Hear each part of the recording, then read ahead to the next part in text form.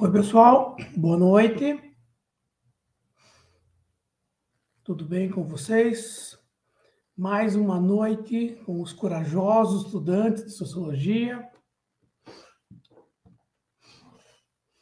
Então, conforme o pessoal que está acompanhando, hoje, a partir de hoje, né, nas minhas contas, nós teremos mais 4 encontros até o vestibular, que é a principal meta de vocês.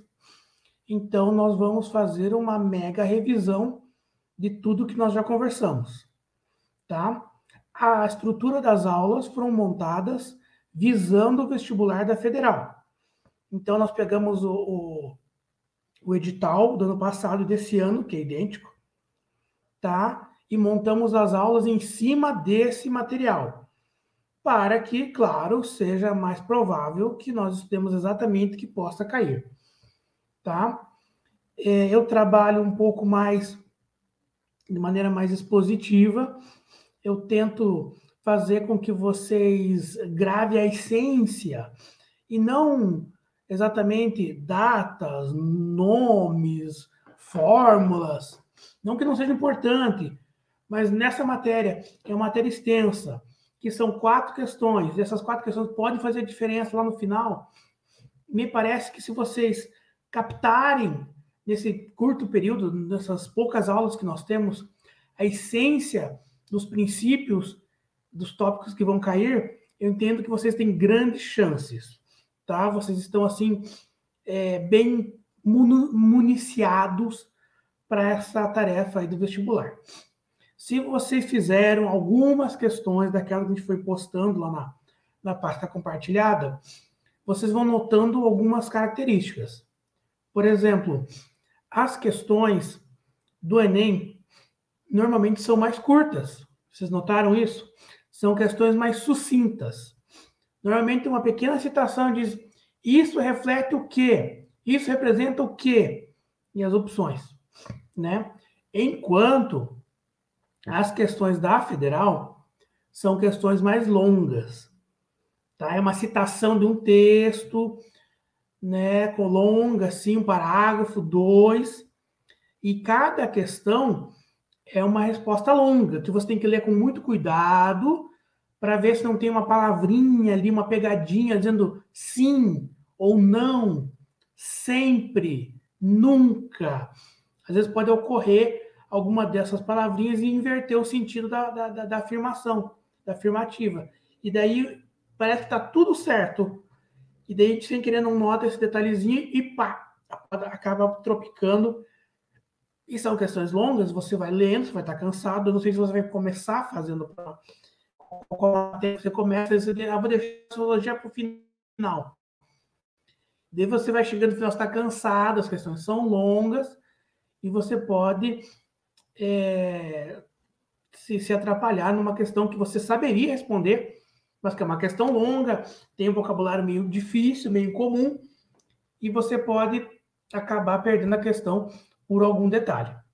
Então, tenho trazido para vocês toda semana ali uma bateria de questões. Espero que algumas vocês tenham feito, né? Para vocês ir pegando o ritmo. Se vocês fizeram ali 5, 10, 20 questões, vocês já estão, opa, já sei como é que é, não vou me surpreender. A questão, quando vier, vou tranquilo, pode vir no peito, na raça, porque o mérito em si, se você está assistindo as aulas e tal, assistindo algum filme que eu indiquei, o material está lá na pasta, vocês vão conseguir, não vão ter grandes dificuldades para enfrentar elas, ok? Já estamos aí há 5, 6 minutos, vamos iniciar, tá? Vamos privilegiar quem conseguiu entrar a tempo, a aula fica gravada, depois vocês, quem entra depois ou quiser assistir mais tarde, consegue, né? Vamos lá, então. Essa aqui é a revisão da primeira aula que tivemos lá em abril, tá? O tópico é o seguinte: a modernidade e o surgimento da sociologia. Os principais fundadores do pensamento sociológico, das ciências sociais, foi Durkheim, Weber e Marx, tá? Quem assistiu às aulas vai ver que alguns nomes desses, que nem o Marx, todas as aulas nós falamos dele. Praticamente todas as aulas têm uma citaçãozinha, uma referência ao Marx. Então, a chance de cair algum tópico com esse camarada é enorme, tá? No mínimo, uma sentença dentro de uma questão, talvez uma questão... Porque, olha, ele incide muito, tá? E objeto e método da sociologia. Ali o perfil, vocês já sabem. Reitero mais uma vez, pela milésima vez, vocês precisando, tendo dúvida, querendo conversar, precisando de questões, precisando de alguma situação, manda um e-mail ali, a gente conversa, recorre, dá um apoio, faz o que for preciso para dar uma mão para vocês. Muito bem. Aqui é uma referência à primeira aula, né?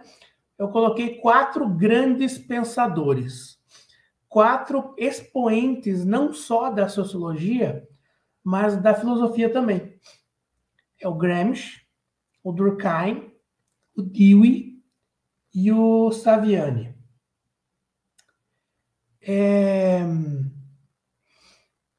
Cada um tem um enfoque, né? É um pouquinho. O Gramsci, ele ficou muitos anos preso e ele tinha uma preocupação significativa com a educação, não só a sociologia, mas como usar a educação como ferramenta de libertação. O Durkheim, vocês lembram, ele é um pouco pragmático, mas ele trabalha com que a sociologia tem que estudar o meio para entender para que se tenha essa mudança. O Dewey também, ele é um pouco mais recente ali, ele trabalha com que alguns tópicos sejam mais viáveis para aplicação e estudo da sociologia. O Saviani é contemporâneo. O que é contemporâneo? O Saviani ainda está entre nós. O Saviani é vivo. O professor Saviani, ele é um camarada fantástico, tá? Ele trabalha muito bem a sociologia, a filosofia, a pedagogia, tá?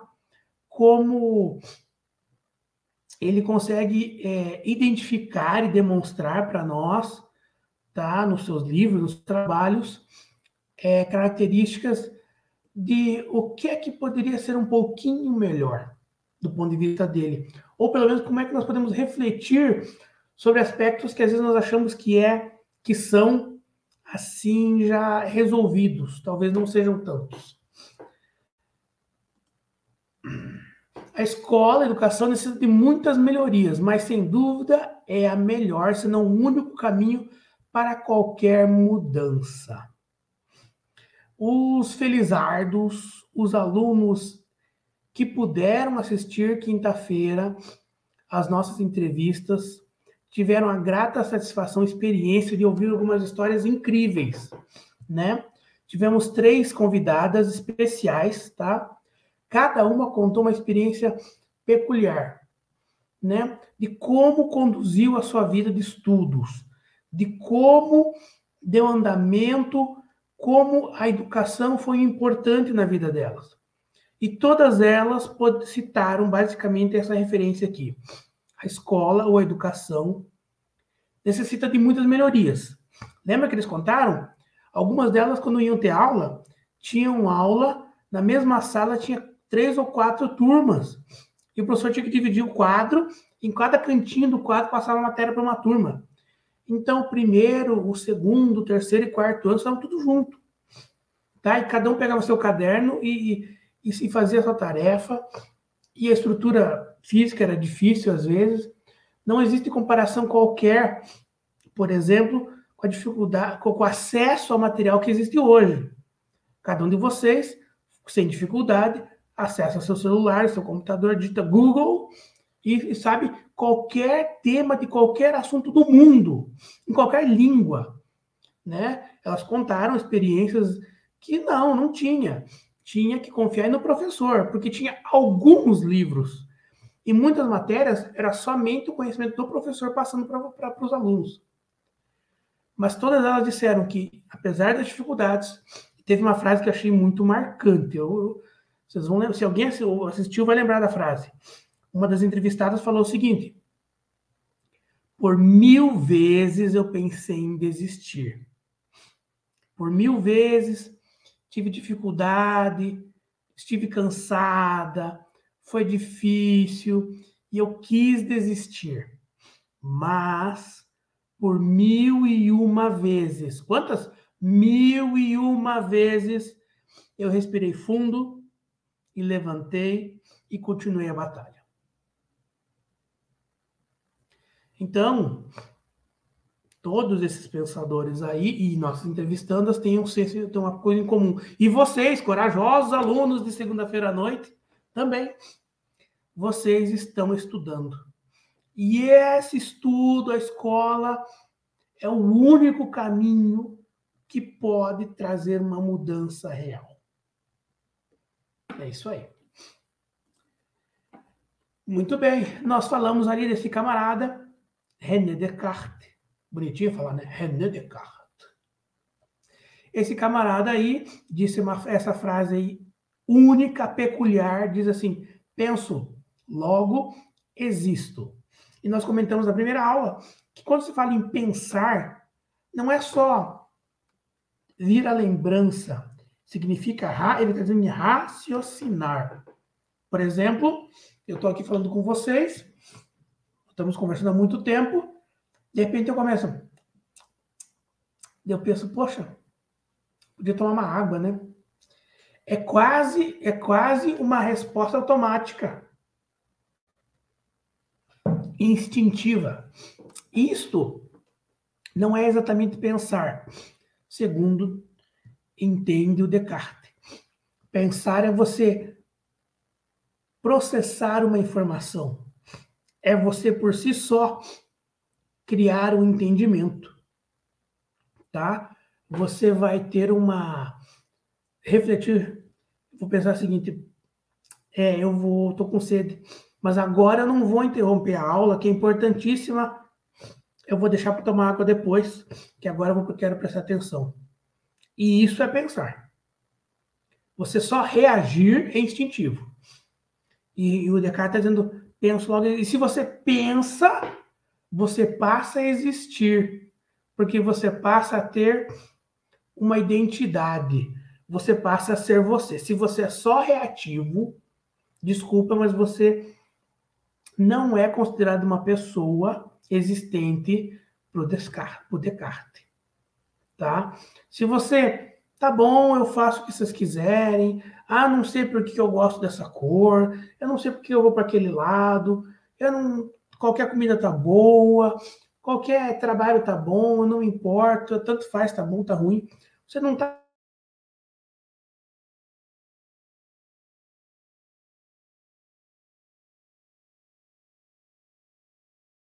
Ele espera, e eu também, que você seja pessoa ativa, que você processe e tome decisões. Eu quero isso. Por quê? Porque eu quero. Eu gosto dessa cor, porque me agrada. Eu não gosto daquela. Eu gosto disso, não gosto. Concordo com isso.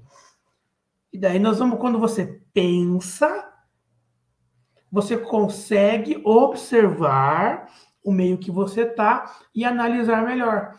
Às vezes você já está num ritmo, e esse ritmo vai se levando, e nós já estudamos, às vezes, por gerações, e você deve ser isso mesmo.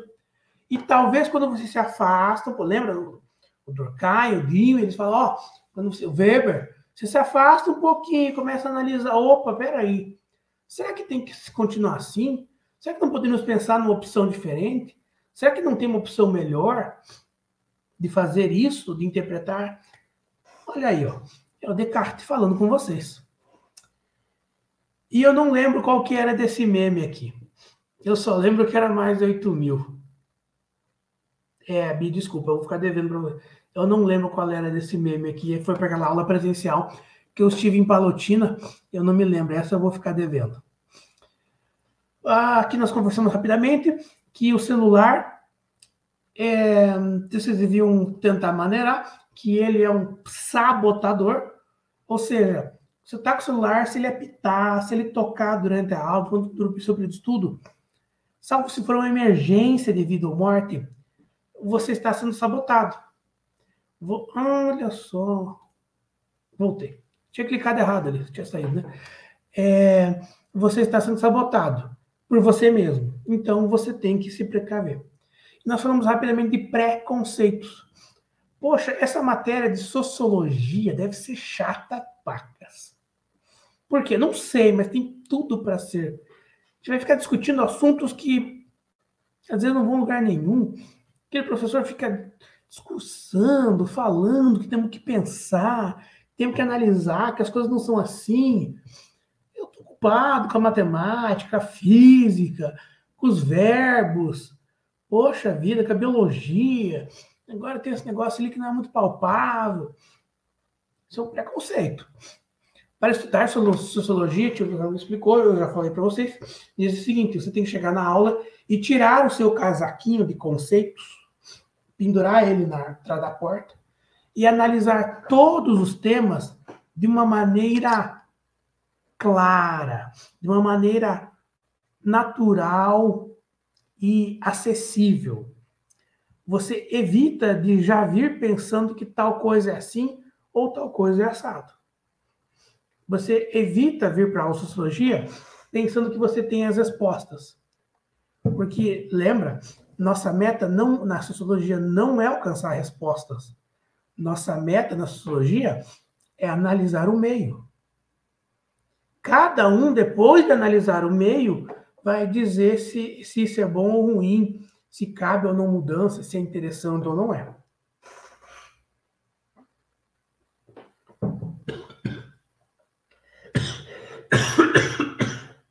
Desculpe, foguei.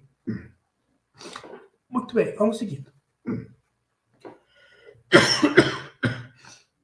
Nossa, foguei. Estou falando rapidamente sobre trabalhar com o tempo. Seja a quantidade, seja a qualidade. Vocês deveriam... veja, cada um. Então, alguns coaches, talvez, vão dizer, olha, você tem que estudar tanto tempo por dia, tantos dias por semana. Eu entendo que você tem que estabelecer esse tempo, tá? Para que ele encaixe no seu cronograma, no seu período. Às vezes um longo período vai se tornar cansativo, às vezes um período muito curto não vai ser efetivo. E daí você tem que achar um meio termo. Você tem que pensar nisso meio termo. E talvez mais importante que a quantidade é a qualidade. E nós falamos rapidamente, por exemplo, quando você vai estudar, você deixa tudo de fora, você desliga o celular, você desliga a televisão, você deixa a mãe num canto, o pai no outro, irmão, namorada, só estudar, tá? Para que esse tempo tenha qualidade, para que ele não seja prejudicado, tá? Eu quero estudar muitas horas, professor. Ok? Então, planeje estudar um período, faz um intervalo, tá? Nós falamos rapidamente disso e eu tenho certeza que algum de vocês conseguiu. Muito bem. Falando já um pouco mais sobre a sociologia em si. O que seria a sociologia? Segundo Augusto Comte, ali de finalzinho de 1700, ele entendeu ser necessário haver uma ciência para estudar a sociedade. Como assim? Não havia, se estabeleceu que é necessário, ele entendeu que é necessário haver uma forma, um método para se estudar a sociedade. Porque as demais ciências, elas tinham já sistemas ou métodos para se analisar. Porém, a sociologia não tinha. Ela sem dúvida existia, mas não tinha como traduzir ou separar ela da filosofia, tá? Ou da história e geografia, porque não havia um método. Como assim? Eu vou dar um exemplo para vocês. Sobre as leis, direito aqui no Brasil. Então, existem seriam duas correntes, dois sistemas de leis no Brasil. Existe o sistema processual de todas as áreas e o sistema material. O sistema material é a lei em si, diz assim, direito à vida, direito à escola, direito à saúde. Isso é o direito material, entende? é a coisa em si que você tem direito, tá? É direito a se casar, direito a comprar um imóvel, é direito material, tá entendendo? É uma coisa que existe. Mas como que na prática isso funciona? Como que faz para se casar? Como se faz para comprar um imóvel? Como se faz para ter direito à vida? Aí vem o direito processual. O direito processual, ele não traz o direito em si, ele viabiliza você ter acesso ao direito material, tá? Então, existe o direito processual civil, processual penal, processual trabalhista. Então, o direito processual civil vai dizer o seguinte: se você quer se casar, você tem que ter mais de 18 anos ou autorização dos pais. Você tem que ir num cartório e lá no cartório de registro civil e dizer que quer casar, e a outra parte também tem que dizer, os dois têm que concordar, vai ser feito um documento que é a certidão de casamento, e daí você está casado. Entende? Processo. Como é que funciona, tá? Então, ou ainda, vou dar um outro exemplo. Crime. Roubar. Furto ou roubo. Furtar ou roubar, pena. Acho que é de... Furto é 2 a 4 e roubo é 4 a 6, se não me engano. Só me engano. Pena tanto, né? Tá, e daí? E se acontecer um roubo, o que acontece? Lá no direito processual penal diz assim: quando houver um crime, a polícia vai instaurar um documento chamado inquérito policial. O delegado vai dizer: investigue, procure, junte laudo, escute testemunhas. Quando estiver pronto, faça um relatório dessas provas, encaminhe para o Ministério Público e para o juiz para eles darem andamento e processar essa pessoa. Entenderam? Processual e material. Então, a sociologia existia materialmente, mas existia um método, não existia um processo, um jeito processual de se analisar. Porque se não houver esse método estabelecido, as coisas podem sair da linha. Por exemplo, se não houvesse processo para casamento, para casar é só assim: gostei daquela moça é bonita, eu vou lá me casar com ela. Mas ela não quer se casar comigo. Não interessa, não existe uma lei dizendo que ela tem que concordar. Eu vou lá, pego ela na barra, levo para casa e agora eu sou casado com ela. Não tem problema. Eu estou errado? Se não tiver uma lei dizendo que eu estou errado, eu posso fazer isso. Não, tem uma lei, escuta, a moça tem que concordar. Poxa, então, por quê? Então, para se analisar a sociologia, o Comte, então, começou a estabelecer padrões. Olha, para você analisar uma sociedade, você primeiro não pode ter preconceitos, senão você sempre vai analisar eles de uma maneira errada. Você tem que observar o que está acontecendo. Você não pode opinar diretamente no primeiro momento. Então, vamos lá. Falando, então, dos grandes pensadores, uma vez que já foi estabelecido, então. O Durkheim diz o seguinte: fatos sociais são coisas. Entende que sejam estudados de maneira isolada e existe uma ordem natural para as coisas. Então, o que acontece na sociedade é um fato social. E esse fato é ser considerado coisa. E para se analisar ele bem, você tem que se afastar dele, tirar ele desse meio e analisar só ele. E isso é uma coisa natural. É o jeito mais correto, segundo Durkheim, tá? Segundo Durkheim. Veja, lembra, quem esteve na aula, pode assistir a primeira aula, nós tivemos a Graziele lá conversando com vocês, nós ainda brinquei isso, quinta, para analisarmos uma pessoa, e nós falamos da Graziele naquele momento. Nós podemos pegar ela, tirar ela da sua família, tirar ela do seu trabalho, tirar ela de onde ela mora, e analisar só ela como pessoa. Graziele, mulher, tantos anos, tanto de altura, cor da pele, se veste assim. Mas será que não é importante, não deveria ser considerado onde ela trabalha? como é que é a família dela, quais são seus amigos, quais são seus hábitos. Durkheim entende que tem que ser assim, para se analisar isso aí.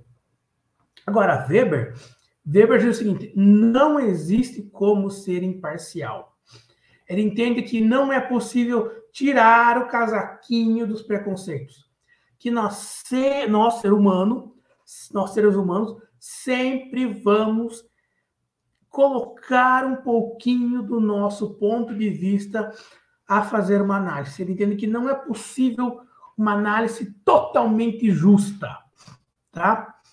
Então ele vai dizer o seguinte: se o prof. Jorge for analisar a Graziele, ele vai dizer: olha, essa moça é bonita demais da conta. O professor Jorge, que é casado com a Graziele, não vai conseguir dizer assim: não, ela é uma mulher, assim. Ele vai dizer: olha, essa mulher joia desse mundo é a Graziele. Não existe mulher mais bonita, mais querida, mais inteligente do que a Graziele. Tem outras, mas mais bonita não tem. Só desculpa. Segundo Weber, é isso que ele está dizendo, tá? Que não é possível, que não consegue analisar totalmente frio, totalmente inerte de opinião. Tá? Agora, o Marx. Acho que todas as aulas que nós falamos do Marx, eu reiterei para vocês uma característica que eu espero que esteja assim, firme na cabecinha de vocês, tá? O Marx cria o materialismo histórico dialético. Ele diz o seguinte: as relações de produção definem a sociedade capitalista. O que é relação de produção? Vocês já ouviram falar 25 vezes. Relação de produção é o quanto o proletariado, ou seja, o trabalhador, fornece sua mão de obra para quem tem o poder econômico para produzir riqueza para eles, não para si próprio. Tá? Ele entende que esse o sentimento da existência do ser humano. Tá? O trabalho. Os trabalhadores trabalham para se existir, para se sustentar minimamente, enquanto os grandes poderosos, detentores do meio de produção, contratam essa mão de obra de cada vez de uma maneira mais explorativa para que eles se tornem mais poderosos e mais ricos, expropriando o direito de ser do trabalhador, que, segundo Marx, por você trabalhar tanto, você deixa de pensar, você não tem tempo de pensar, você só tem tempo de tentar existir, de ganhar para comprar comida e roupa e vender o seu café para ter o almoço, vender o almoço para ter a janta. Tá? As contradições movem o mundo. Para este, as massas deveriam tomar o poder, preocupado com a realidade material. Ele confronta o idealismo. Ele entende que o mundo não é assim. O mundo está assim. Que o mundo poderia ser diferente se todos os trabalhadores se unissem e reivindicassem ou tomassem o poder do mundo. Tá? E isso é uma análise sociológica. Ele analisou a sociedade e pensou: olha, pessoal, vocês não estão vendo. O negócio não é pensar sobre esse tirar a pessoa do meio, ou analisar o contexto, não ser parcial. A verdade é o seguinte: o que mexe é você ter dinheiro ou não ter. Para ter, você tem que ter o capital, você tem que ter, contratar mão de obra. Se você é uma mão de obra, você não é o capital. Marx. Então, lembre-se, Marx é conflito, tá? Atividade. Vamos lá, que é uma revisão. Nós estamos no tempo. Seria uma ciência, um método científico? A delimitação do objeto do estudo sociológico. Método. E daí, estabelecido assim, como é que seria... Então, a ciência social passa a existir a partir do Comte, e esses pensadores ali avançaram o pensamento dele, né? Eles não são exatamente contraditórios, é que cada um tem um ponto de vista um pouco diferente. Seria mais ou menos assim, para vocês entenderem o contexto. O Conte é o cara que decidiu, olha, vamos montar um time de futebol. Tá bom? Eu acho que precisamos montar um time de futebol, porque está precisando. Daí vem o Durkheim e diz, olha, o mais importante no futebol é a defesa. O goleiro tem que ser bem treinado, o zagueiro tem que marcar bem, é o fundamental. Vem o Durkheim, o Weber. Olha, é importante esse zaga, mas olha, o meio de campo, os laterais, pô, esses caras que resolvem. Eles ajudam a atacar, ajudam a defender, sem dúvida, esse é o fundamental. E vem o Marx. Meu amigo, o negócio é fazer gol, tá? O que conta é ser atacante, mas mete gol, se toma um, você faz dois, não tem problema. Entende? Então, eles não são contrários, mas cada um tem um enfoque um pouquinho diferente. Mas todos eles estão dentro do mesmo time. Entenderam? Pegaram mais ou menos agora? Muito bem. Quando você pensa em método científico, você tem que ter uma linha, tem que ter um embasamento. Não é de qualquer jeito. Você não pode analisar, pronto. Existe um sistema, tá? E um dos primeiros pontos, nós temos que delimitar o objeto de estudo. O que exatamente se estuda sociologia? Se estuda quem está certo ou está errado, ou se estuda por que aconteceu isso? Por que esse conjunto de pessoas agiu desse jeito? Por que continua agindo? Ou por que parou de agir? O que embasou esse grupo, essa sociedade a caminhar nessa direção? Tá? Então, esse método tem 4 pontos, né? Levantar as informações, projetar o que você quer analisar, coletar os dados e daí analisar efetivamente, tá? A teoria é uma formação que expressa como e por que certos fatos estão relacionados. Em certo sentido, todos nós teorizamos ou fazemos generalizações em todos os momentos, mas a sociologia torna isso mais sistemático e racional. Vamos repetir? Uma teoria é uma formação que expressa como e por que certos fatos estão relacionados. Em certo sentido, todos nós teorizamos ou fazemos generalizações em todos os momentos, mas a sociologia torna isso mais sistemático e racional. Como? Você está saindo da escola às 10h30 da noite e a luz do poste da frente da escola queimou, está escuro. Você ouve um barulho e várias pessoas correndo. Você, que mora num bairro perigoso, que já foi assaltado, você sai correndo disparada, né? Do lado que der.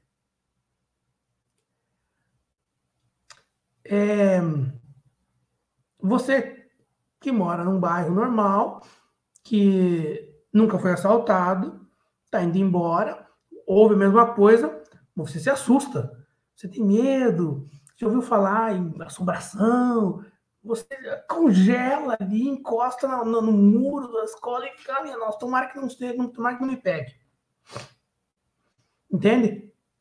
Automaticamente nós fazemos o quê? Nós temos um preconceito. Preconceito não é assim, só pensar mal de uma coisa. É você já estabelecer antes de saber o que é. Então você estabeleceu que poderiam ser ladrões, estabeleceu que poderia ser uma assombração, mas a sociologia, se nós formos aplicar, diz o seguinte: analise o contexto. Aonde você está? Está no colégio. Que horas são? A hora da saída. Tinha aula de educação física de um horário? Tinha. O pessoal estava jogando futebol, vôlei, isso aqui, estava correndo e bateu o sinal? Sim. Então, então é possível que aquele barulho naquele lugar, naquela hora, seja muito grande a chance de ser os alunos daquela turma que estão indo embora correndo.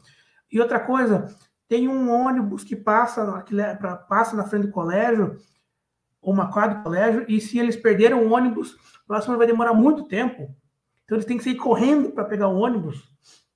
Veja, a sociologia estabeleceu alguns parâmetros.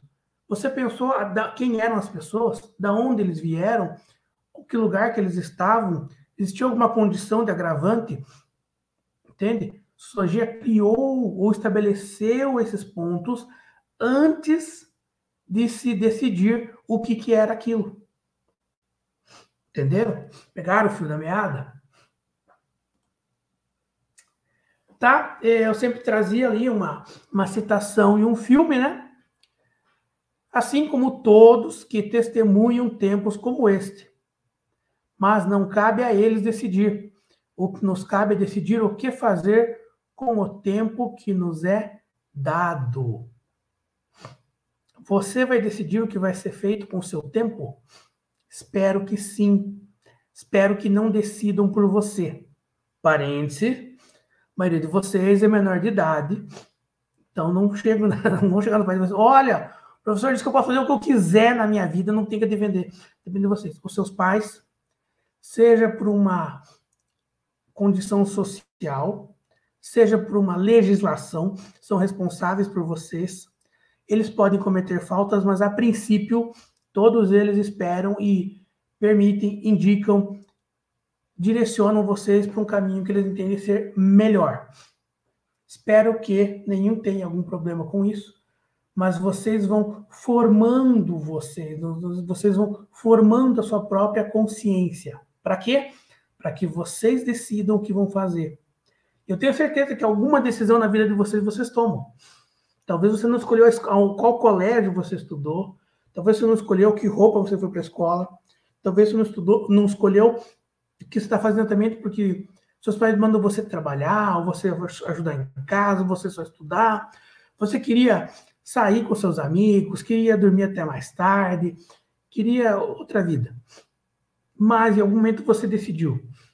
E olha, o vestibular é uma decisão enorme, é você que decidiu. Por mais que seus pais digam, você tem que fazer vestibular, nenhum deles vai pegar vocês no colo, levar lá no dia do vestibular, sentar do lado de vocês, segurar a mão de vocês e marcar as respostas certas. É cada um de vocês que decidiu isso.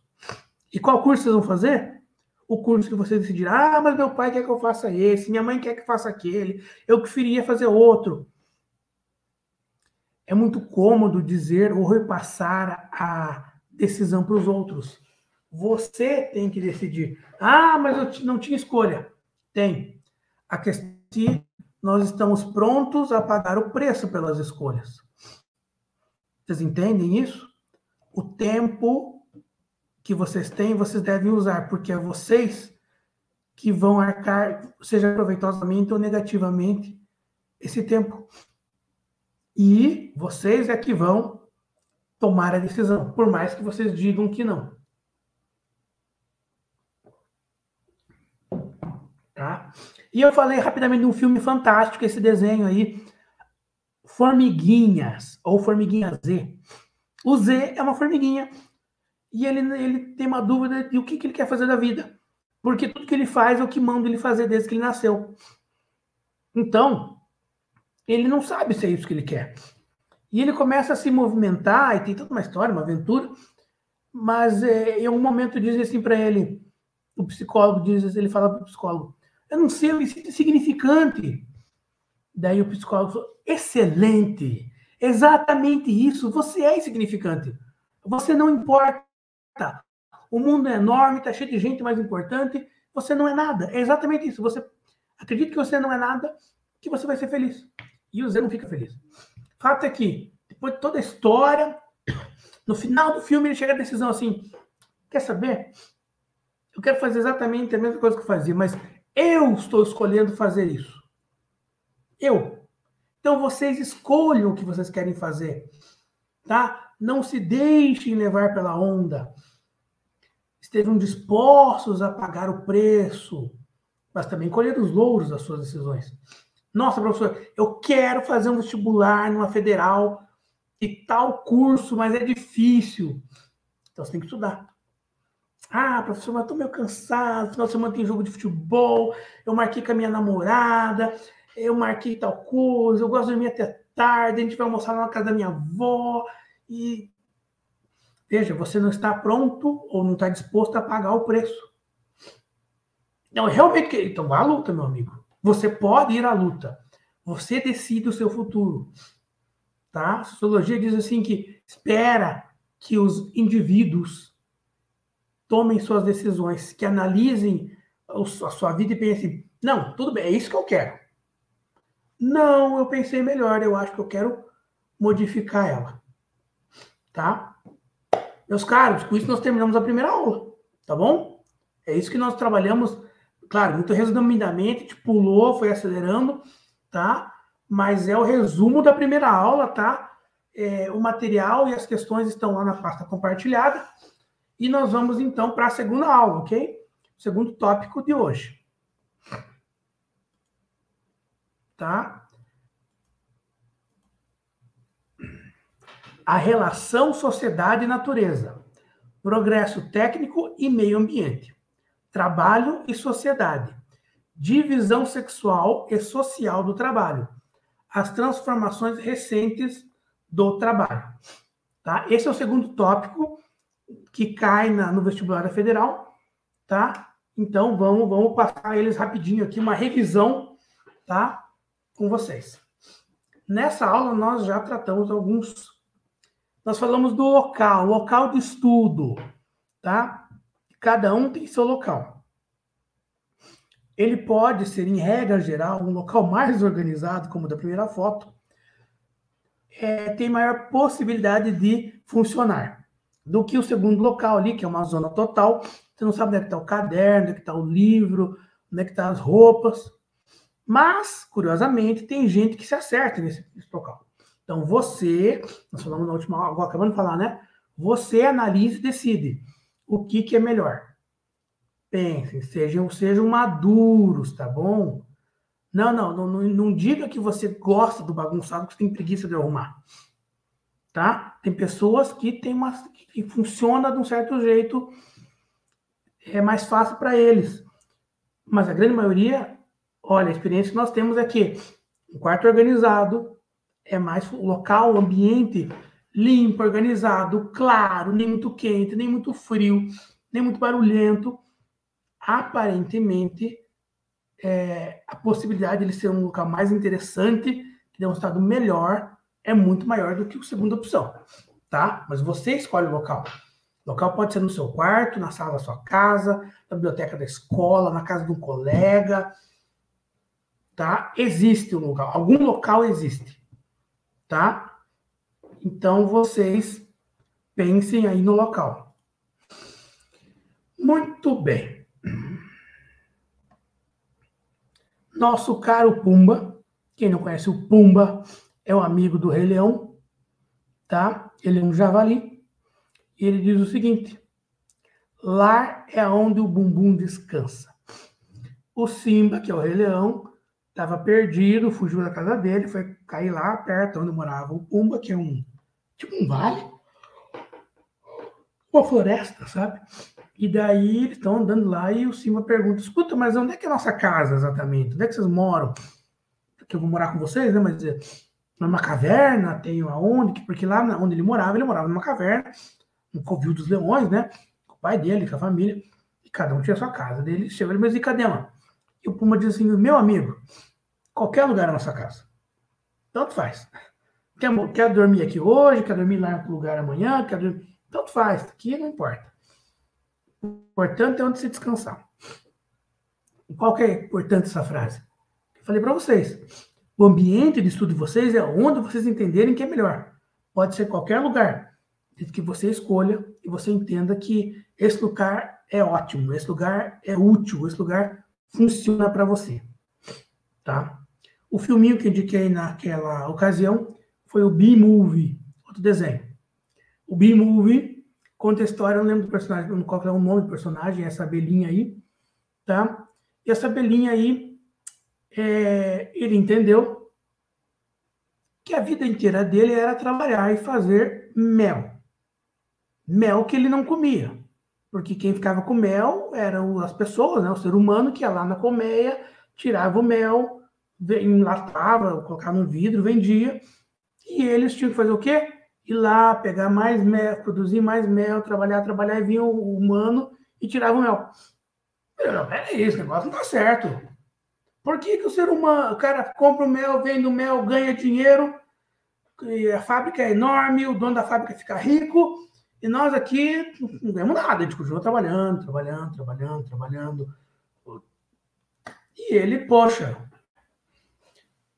vocês já ouviram falar de algum camarada, algum estudioso que entende que esse assunto é o primordial na história do mundo? Que essa conversa aí já foi ouvida em vários lugares, que esse discurso que quem detém os meios de produção explora os trabalhadores. Nesse filme, quem que é os trabalhadores? Os abelhinhos. Isso e o explorador? Os homens. Olha só. Parece que é só um desenho. Mas olha o que está por trás. Tudo bem com vocês, pessoal? É 9h50, ninguém falou nada hoje. Vocês estão quietos ou vocês só ligaram o play para deixar rodando? Quem que está aí online? Ó, só porque o pessoal começou a sair. Não, ninguém vai tomar falta não, colegas. Estou só perguntando que hoje está tudo muito quieto hoje. A maioria do pessoal só ligou para ficar rodando. Poxa. Façam perguntas, participem aí. Estamos aqui, povo. Tá? Vamos seguindo. Muito bem. Como nós falamos, o camarada que fala sobre trabalho, tá? É o Karl Marx. Tá? O Karl Marx, um tremendo estudioso, e o foco dele era o trabalho, tá? Então ele fala do trabalho ontológico, do trabalho alienado. O trabalho alienado, vamos falar primeiro dele, é o trabalho que você nem sabe por que está fazendo, ou a importância dele, ou se ele tem alguma relevância, tá? Você simplesmente faz porque você precisa do trabalho, você precisa daquele pagamento para pagar as contas, para comprar comida, para cuidar da sua família, tá? O trabalho não é uma coisa que você escolhe, diferente do ontológico, que é o trabalho que você escolhe o que você quer fazer. Você faz porque gosta, você se realiza, porque queira ou não queira, nós, no sistema que o mundo funciona, não é possível você trabalhar absolutamente pelo prazer de trabalhar. Porque você precisa sobreviver. E como que você sobrevive? Trabalhando. Se for possível trabalhar na área que você gosta, melhor ainda. Mas se você não tiver um emprego e chamar, ó, venha trabalhar. O meu irmão começou a trabalhar faz algum pouco tempo, tá? Ele ficou bom tempo procurando, ficou quase uns 2 anos procurando emprego e não conseguia achar nenhum emprego. Até que ele conseguiu achar um emprego. E ele conseguiu achar um emprego. O emprego dele é numa fábrica de roupas. Então, ele, por exemplo, ele tem que dobrar camisas, ele tem que passar fio em calções, aqueles calção shorts e também moletom. Ele tem que fechar as caixas com fita, de carregar as caixas até no caminhão. E dele falou esses dias atrás, poxa, eu acho que eu tenho que estudar, porque eu tenho que achar um emprego melhor, porque eu fico muito cansado nesse emprego. Eu tenho que trabalhar de pé às 8 horas. Não tem lugar para sentar no trabalho dele, sabe? Todo mundo trabalha de pé. É uma fábrica grande, todo mundo trabalha de pé. Fazendo, tem que fazer, dobrando, passando, fechando caixa, carregando. Então, na verdade, ele não gosta, ele não tem prazer no trabalho dele. Mas ele quer, ele precisa do dinheiro, ele precisa do rendimento. A grande maioria de nós é assim. Se possível, trabalha com o que tem habilidade, com o que tem afeição. Mas se não tiver, a gente trabalha com o que for, né? Meu irmão está lá trabalhando nessa fábrica por enquanto, porque é o melhor que ele conseguiu. Daqui a um tempo, tomara que ele consiga estudar mais, tomara que ele consiga, então, arrumar um emprego na área dele, na área que ele vá ter prazer, tá, de estudar, de trabalhar. O Durkheim faz a seguinte análise da divisão do trabalho social. Trabalho social é pensado para coesão social.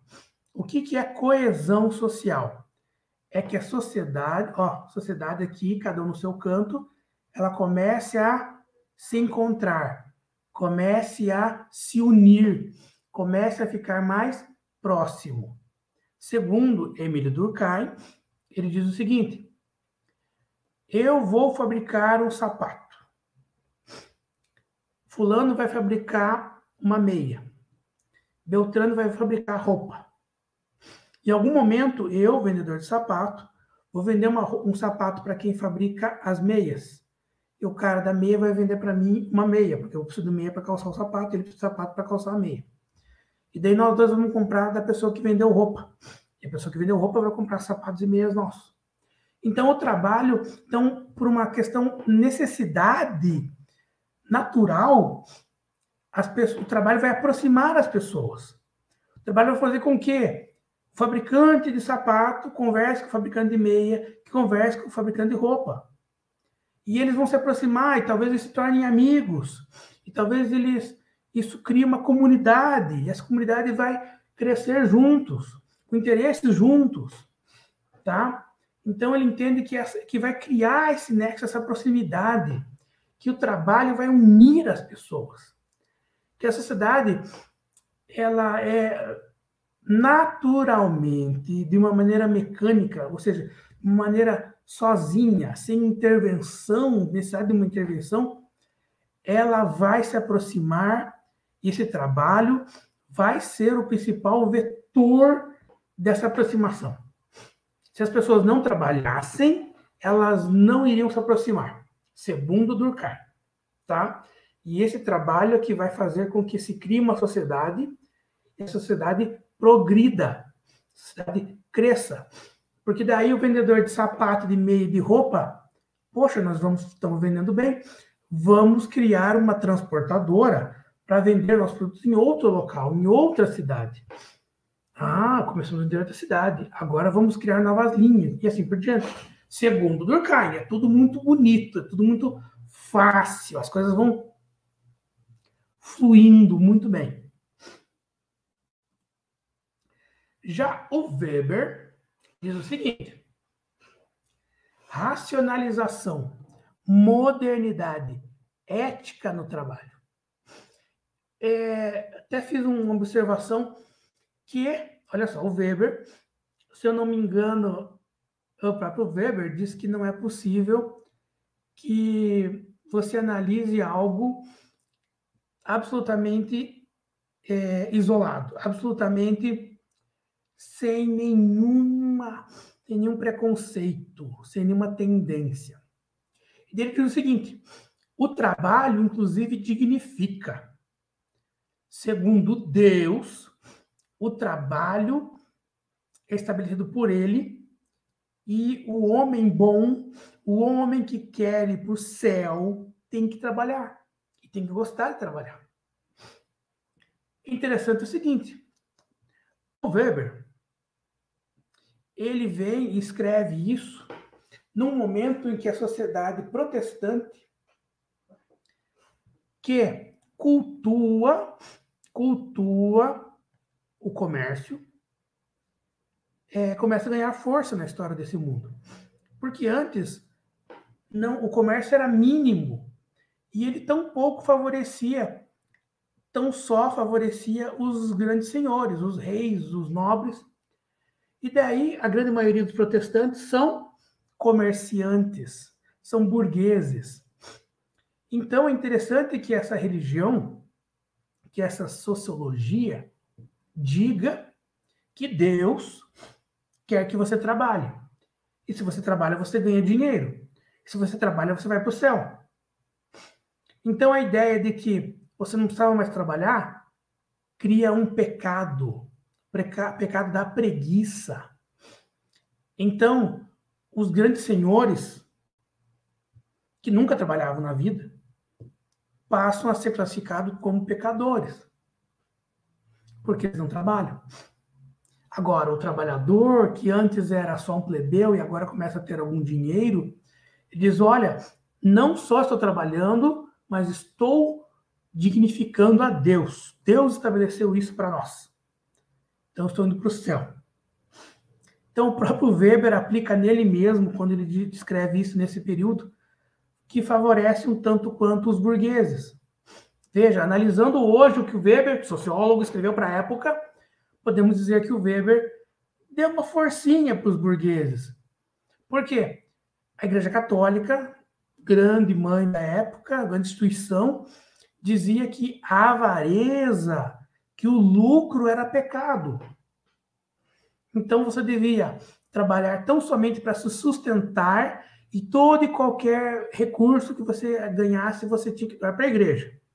Porque os padres, cardeais e bispos é que eram representantes de Deus e saberiam o melhor jeito de gastar o seu suado dinheirinho. Tá? Então, tem todo um contexto. Vocês têm que entender que tudo isso tem um peso, tudo isso não vem de nada, do nada. Tudo isso vem de algum lugar. Esse termo, uberização, é incrível. As primeiras vezes que eu ouvi esse termo, as primeiras vezes que eu achei que era um termo assim meio modinha, que era mais uma brincadeira, mas na verdade é um termo já estabelecido. Todos vocês sabem, pelo menos quem mora nas grandes cidades, conhecem uma empresa chamada Uber. Essa empresa veio dando uma voadora com os 2 pés no peito dos taxistas.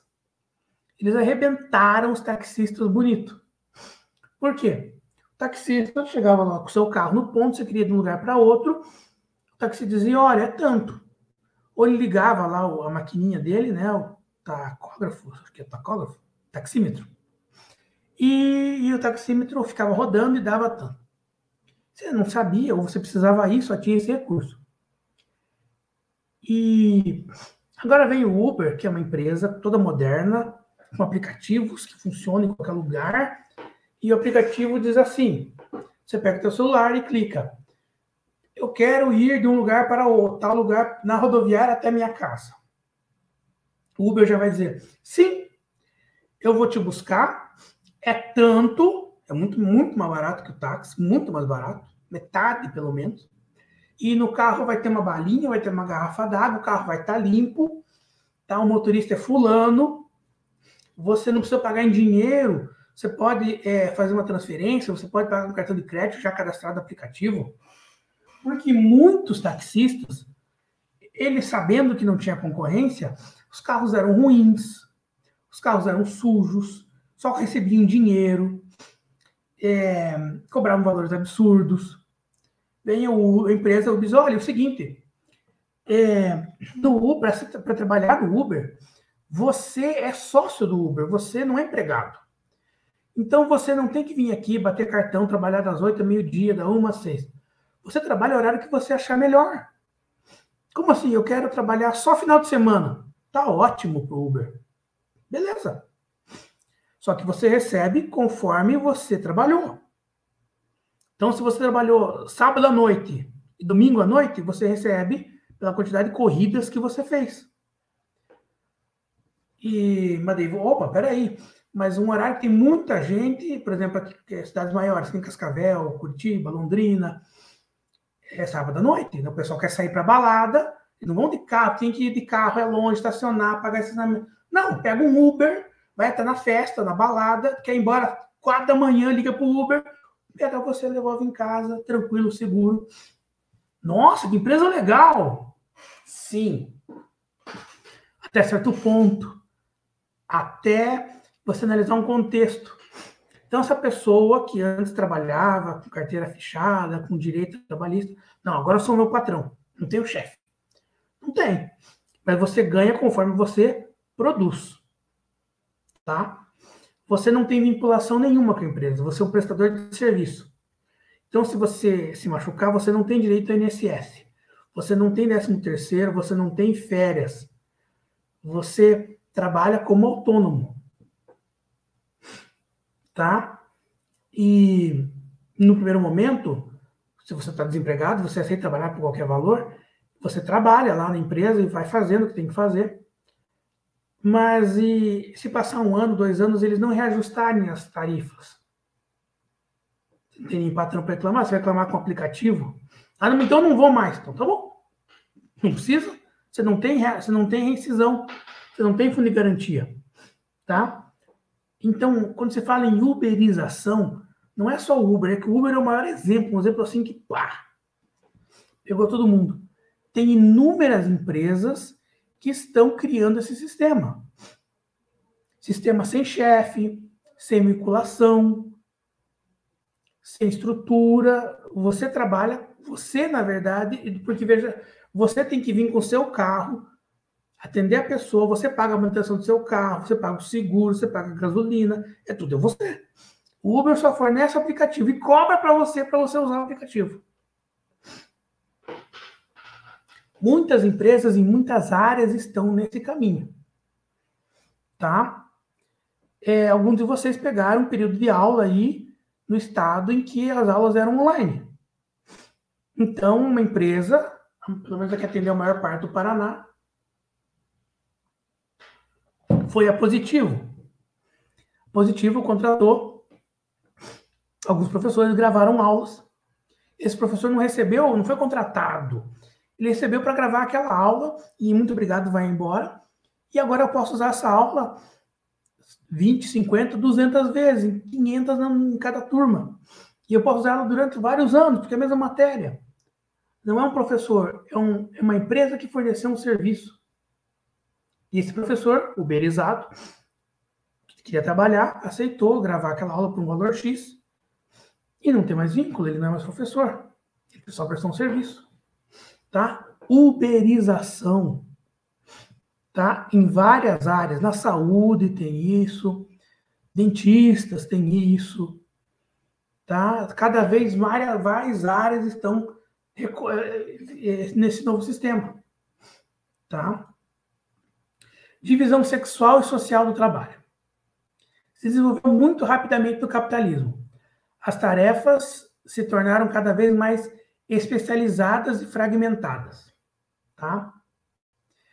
E quem é que fazia ou faria os trabalhos mais difíceis, sujos ou elementares?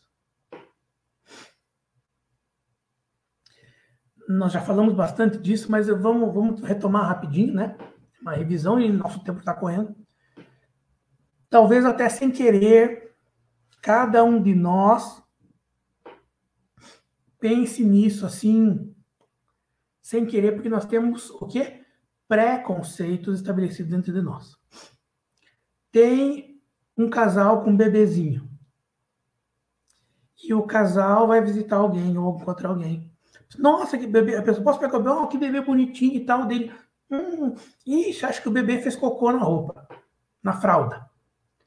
Para quem que automaticamente se entrega o bebê? Para a mãe ou para o pai? Automaticamente você entrega o bebê para a mãe. Você tem um instinto natural, talvez não seja natural, mas talvez incutido, que quem tem que limpar o bebê é a mãe. Por que tem que ser a mãe? Quem foi que descreveu que tem que ser a mãe? Onde é que está estabelecido? Ah, mas é que a maternidade é natural. Natural por quê? Porque foi estabelecido que é natural. Porque a sociedade disse que é natural.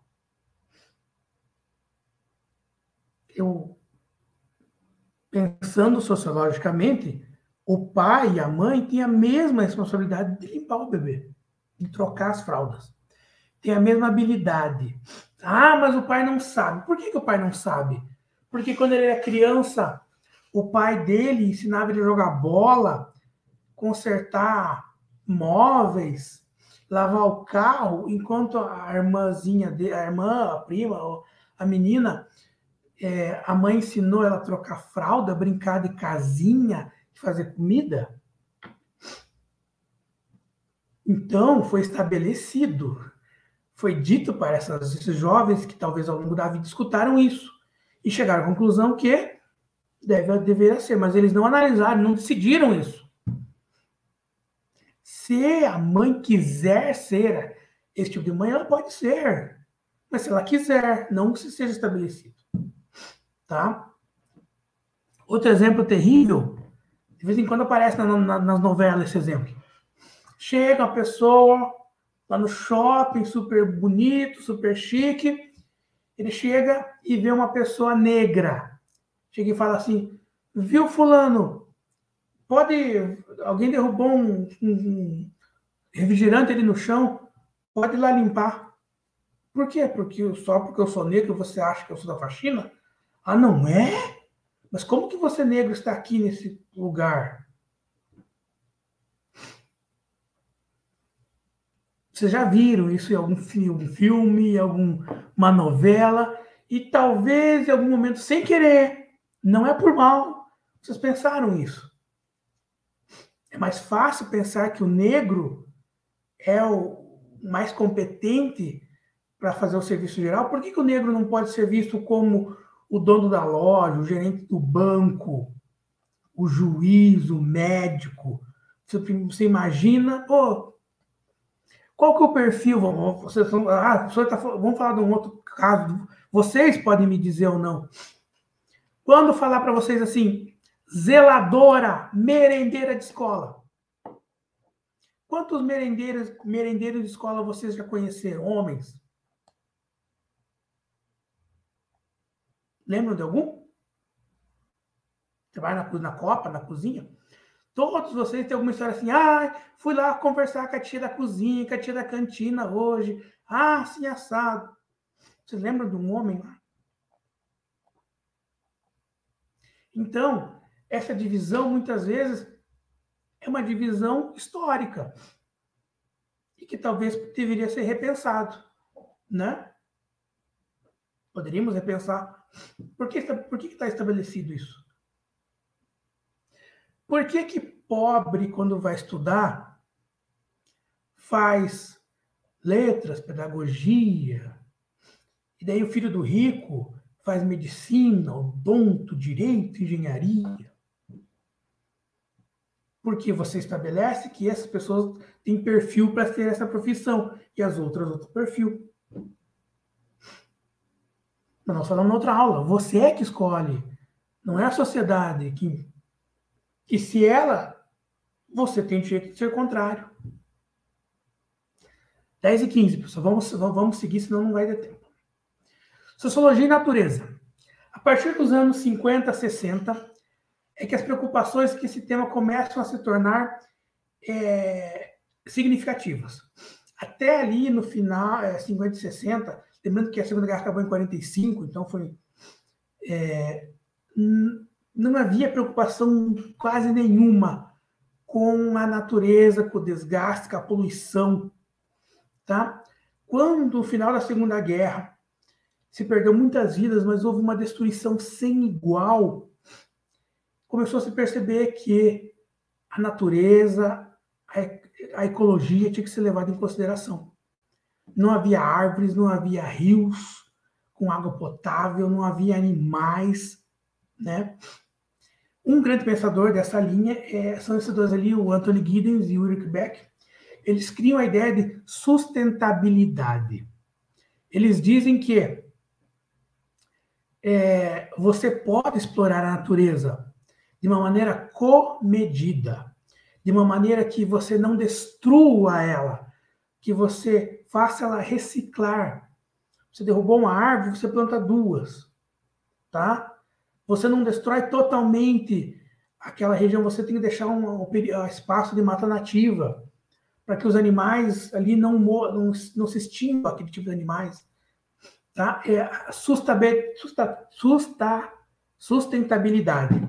Todos vocês já ouviram essa palavra na propaganda do Natura, na propaganda de sacola plástica, evite sacola plástica, use sacola de papelão.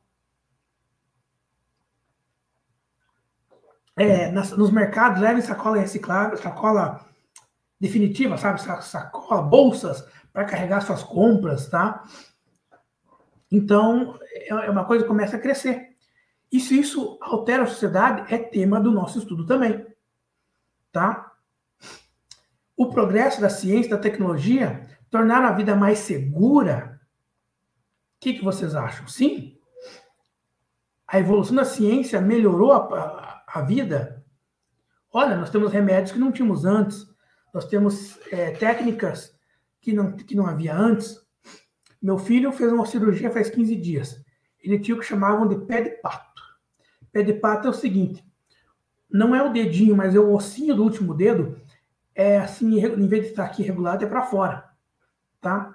Então ele não conseguia calçar, usar sapato fechado e tal, dificultava para ele correr, ele brincar, então isso atrapalhava muito.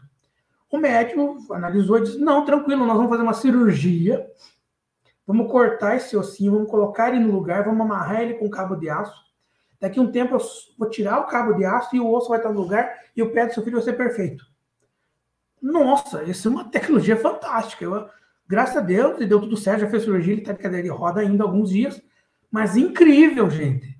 Corrigir um pé. Isso eu estou falando uma coisa, tem cirurgias fantásticas. A ciência melhorou. Deixa eu pensar na vida de vocês sem luz, sem ar-condicionado, sem micro-ondas, sem máquina de lavar roupa. Tudo isso é tecnologia. E a vida ficou melhor? Ficou melhor. Mas em algum momento, será que não houve destruição demais da natureza para chegar a esse ponto? Será que a gente usa muito agrotóxico nos alimentos? Será que os animais criados em confinamento estão saudáveis para nós comer? Será que toda essa destruição vai ter como repor? Lembra, nós fazemos as perguntas, nós analisamos, tá? Tem os pontos prós e os pontos contra. Dupla reflexão. Sociedade, natureza e sociedade. Socioambiental, desenvolvimento sustentável. O governo, através de políticas públicas e algumas empresas compram essa ideia, começa a investir nisso. Capitalismo verde, começa a investir em produtos que podem ser renováveis. Usam produtos que podem ser recicláveis. Energia renovável, energia solar, energia eólica. Cada vez se cria mais tecnologias, tá? Para melhorar isso, para evitar o desgaste do planeta. Que o planeta não é renovável, né? E isso afeta o sistema de trabalho. Último slide. Muito bem. Senhores, 10h20, tá? Essas revisões são rápidas, nós estávamos falando rapidinho o que aconteceu, vamos falando rapidinho os principais tópicos. As questões estão lá na pasta, tá? Acabamos um pouquinho mais cedo hoje, mas eu conto com vocês. Se tiverem dúvidas, mandem. Nós vamos agora nesse pique de revisão. Vocês façam questões, eu vou soltar mais uma bateria e avisem no grupo, tá bom? Senhores, é sempre um prazer. Muito obrigado pela atenção, pela coragem de vocês. Contem comigo para qualquer coisa, tá bom? Boa semana de estudos. Vamos lá, força, foco. Nós temos três encontros agora, hein? Até a prova. Valeu, um abraço.